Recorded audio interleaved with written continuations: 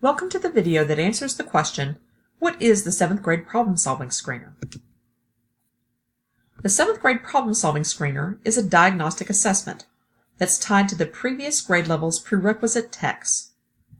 Since this assessment is given to every 7th grade math student at the beginning of the school year, it tests problem-solving with 6th grade concepts and application, skills that students entering grade 7 should have mastered. It is important to note that there is no time limit for the problem-solving screener. If a student takes much longer than other students, that rate of speed is worth noting. But don't cut a student off if they're still productively engaging with the assessment.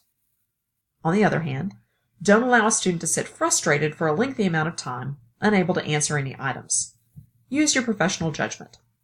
This paper and pencil assessment may be given to the whole class at the same time.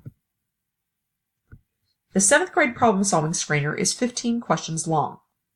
Visuals are used as appropriate in the assessment, which is a mix of multiple choice and griddable items.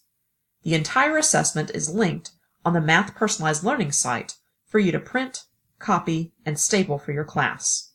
Once again, this paper-pencil assessment may be given to the whole class at the same time.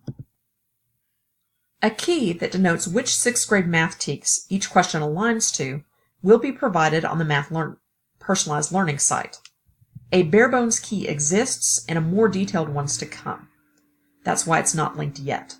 There will be an updated key each school year in DMAC.